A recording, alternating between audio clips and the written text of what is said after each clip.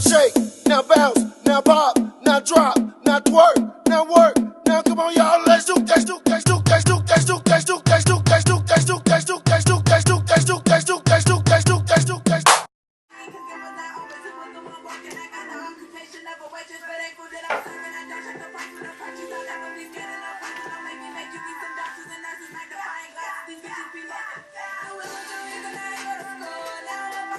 I feel like y'all can see me.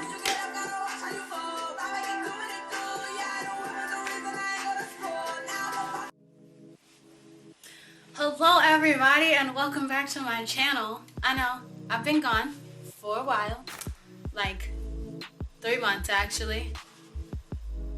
Yikes. But anyway, I'm back now. Oh, I just got a text message that we just gonna go past that. A lot has happened. I want to catch you guys up. There's a lot of things I still can't really talk about just yet. If you haven't been following me on Instagram or even on Snapchat, although I don't really post on there, I opened my business finally. I sell all of my wonderful hair accessories and I added clothes. We even got some guys' clothes on there, shoes, accessories, all types of stuff. So make sure you check it out.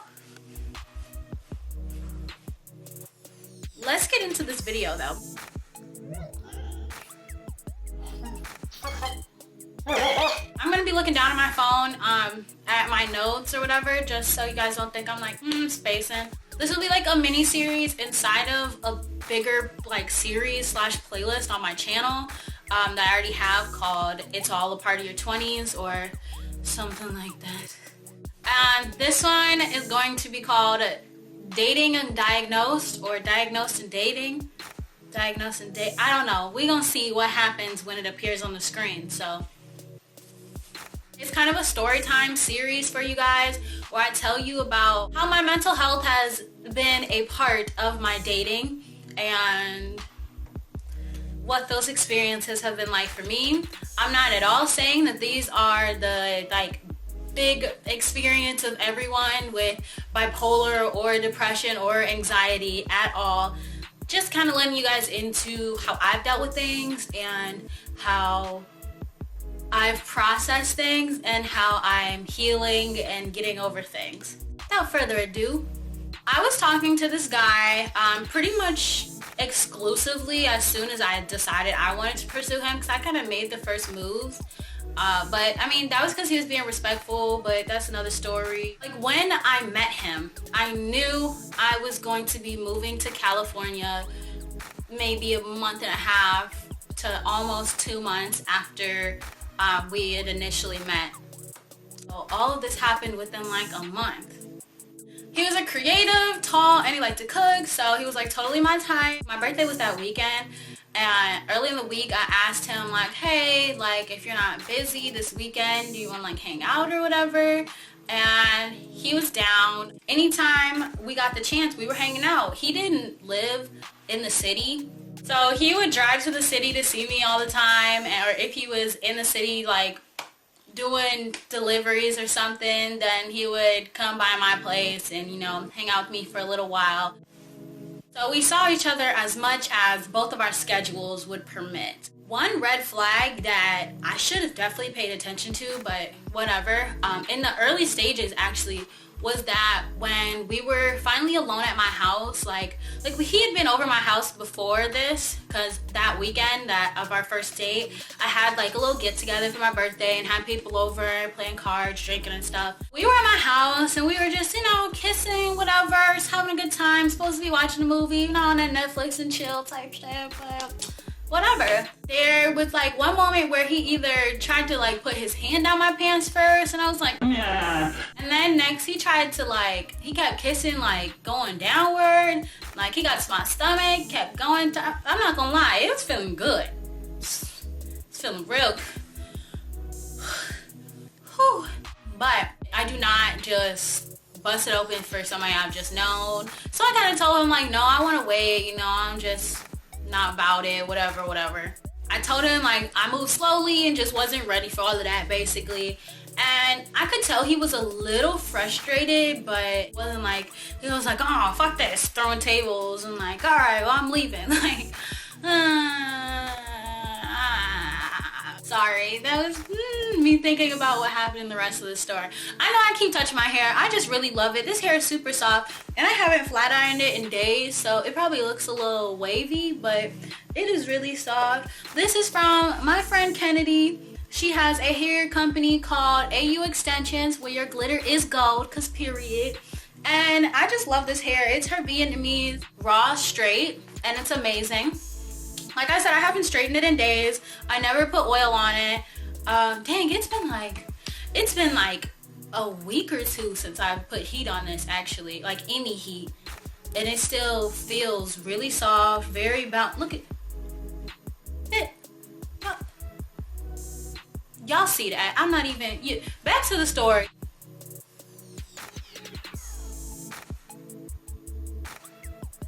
We had just known each other for like a week, like had met each other like the week before that, cause our crafts brought each other in our lives. Ugh.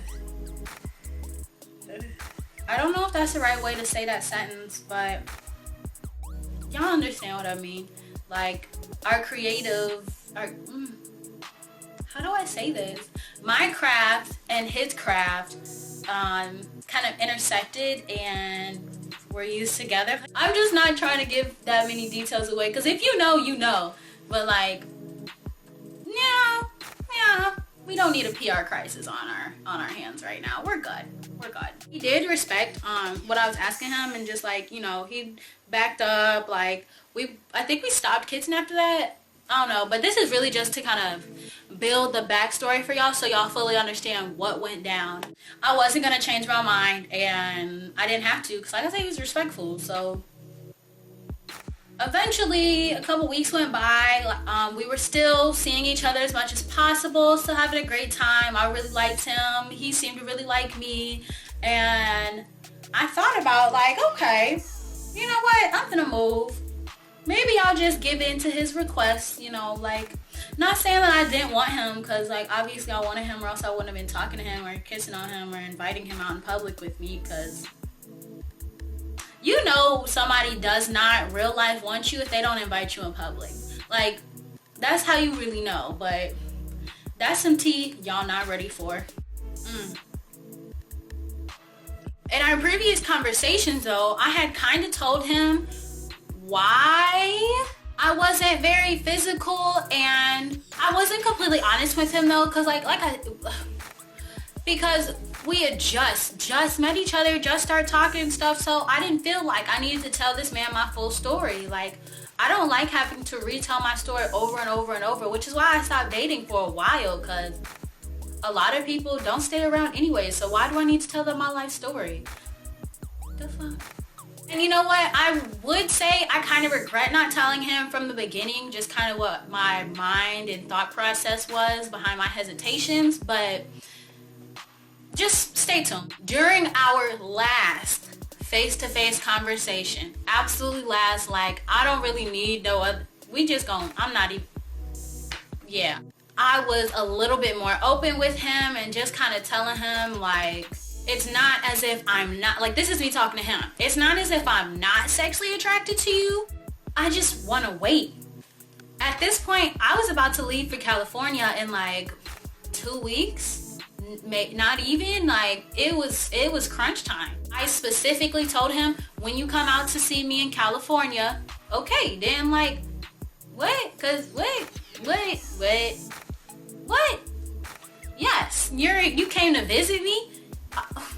Yes. Because it wasn't like I didn't trust him to, like, keep his little thing in his pants while I was gone. It was more that I just wanted to wait. I wanted to see if he was about it. I wanted to see if he was going to stick around. And I had my own, hesitations. I had my own traumas, really, like sexual and mental, that were just kind of building this wall of like, no, we don't need to do this right now. We can wait. It's not that big of a deal. Well, I was a little bit more honest. I wasn't completely honest at this point, but I was more honest about how I was feeling, and he got mad at me. Like, Before he left, he did agree to just be patient with me, and that eventually I would tell him just kind of what I've been through and everything. But at the moment, I just wasn't in a headspace to, one, talk about it, and then two, to really allow him into that like area of my life yet. Like, I mean, I feel like everyone is an onion. I treat everyone like an onion, where yes, I will peel back layers, but you're not just getting the full core right then and there. These little layers gonna make you cry. You don't want, what is that? I'm sitting next to my window and something just like flew into my window. I don't know what's going on, but once he agreed to be patient with me, I was happy, because my biggest thing with dating is like, I'm really picky about who I have around me in general. Not just with dating actually, but like with my friends, with family. Like, I don't just be around anybody. Like, not saying I'm better than anybody else, but people's energies, like, y'all see I got this crystal on. No. I was really just enjoying him being around me. Like, I was just enjoying our presence with each other. Our presence, his presence. I was enjoying the way we were around each other. I enjoyed how he made me feel. I enjoyed how I felt just during the whole process of this bond forming. After he does leave, the next day, literally the next day, I wake up to this text message, this long text message about him thinking we didn't have the same ideas or ideation. Him thinking we didn't have the same view of how a relationship should be, and how, you know, like, mind you, we both knew we weren't in a relationship together, but like, it was very obvious that we were both working towards that.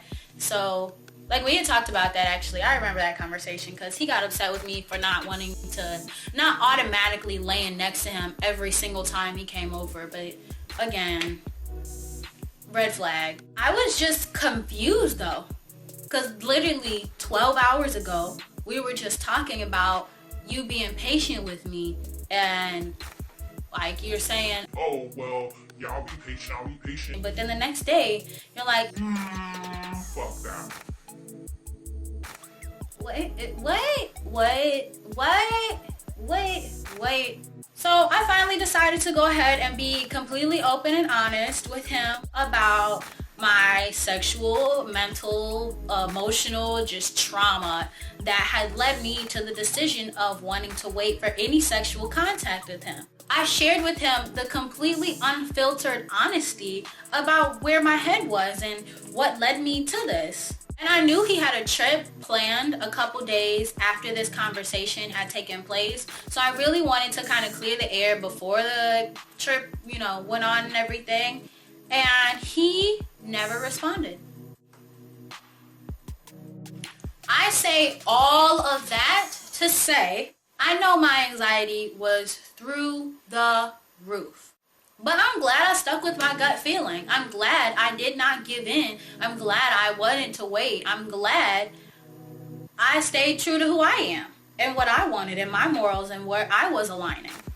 My previous experiences had shown me that I can't just be, you know, out here doing anything with anybody that shows me just a little bit of attention. Because, like, that means it wouldn't be special when somebody I really do like comes along.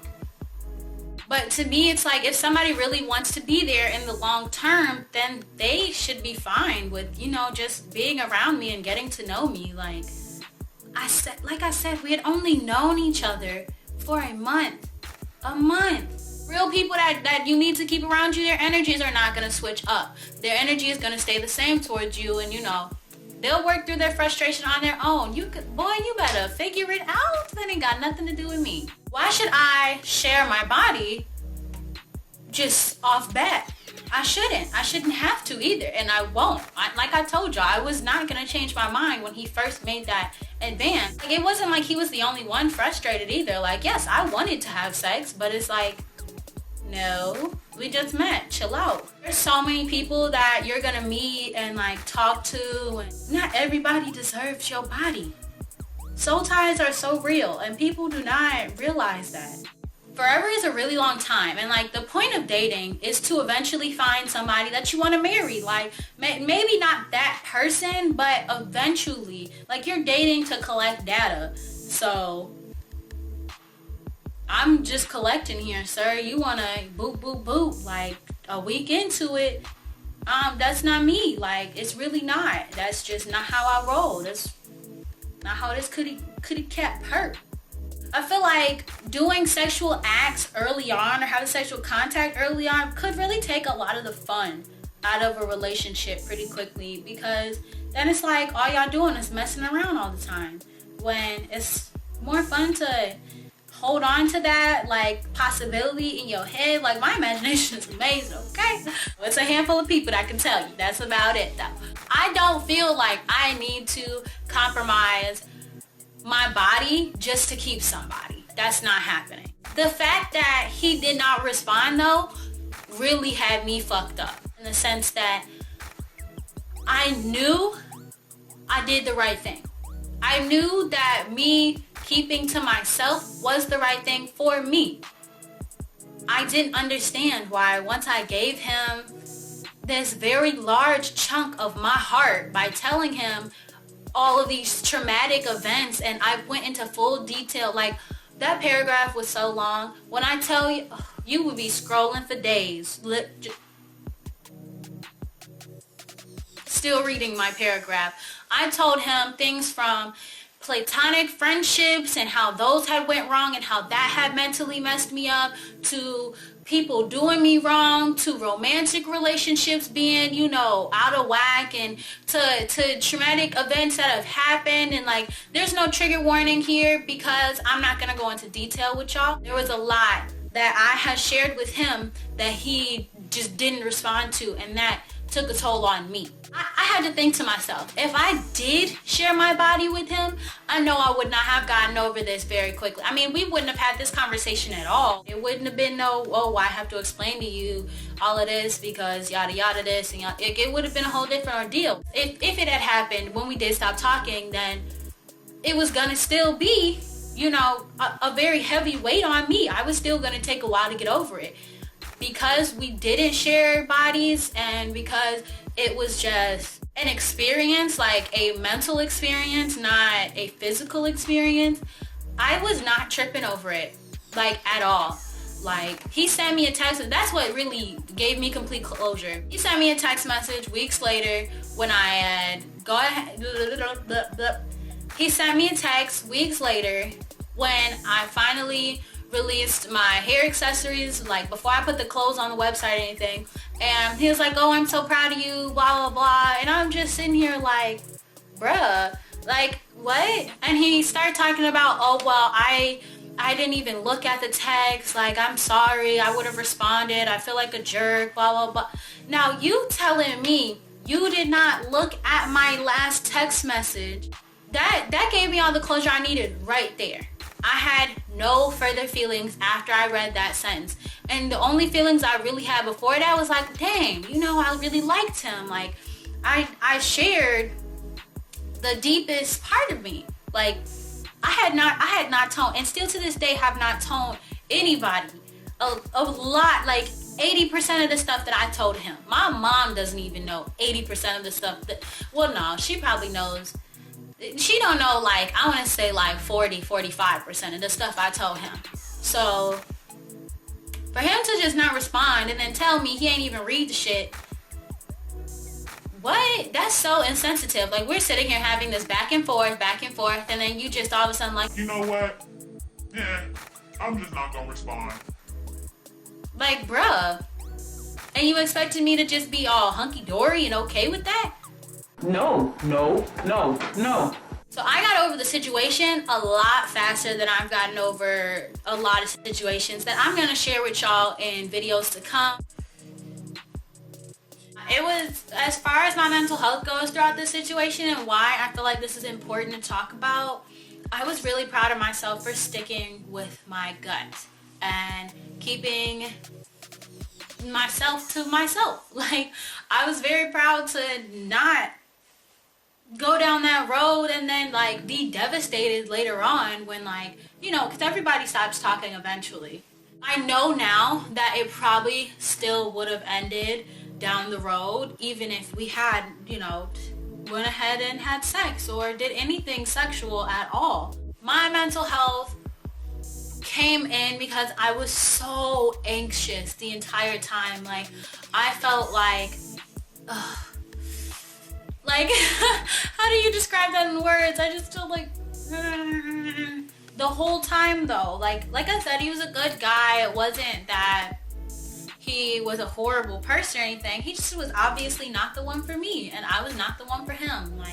Like he said, we had very different views on how things should go, and they went. Definitely taught me a lot about myself. It definitely taught me to trust my intuition a little bit more. This situation definitely had me questioning people a whole lot. Like, well, if you can be up in my face all the time, but then like behind closed doors, it's really the sex that's upsetting you, or the lack of. What I want you guys to kind of take from this is stick with your intuition. Don't give in to people just because they're like, oh, I really like you. Like, a lot of people really like me, okay? If you have any questions about any of my experiences or need, like, I don't really do advice, although I'm pretty good at it sometimes, but I might tell you what I would do or tell you what I've done in the past. So if you have any like questions or anything, feel free to comment below. Don't forget to like, comment, share, and subscribe. Subscribe, subscribe, subscribe, subscribe, subscribe, and subscribe. And I will see you guys in the next video. Thank you. Bye, babes.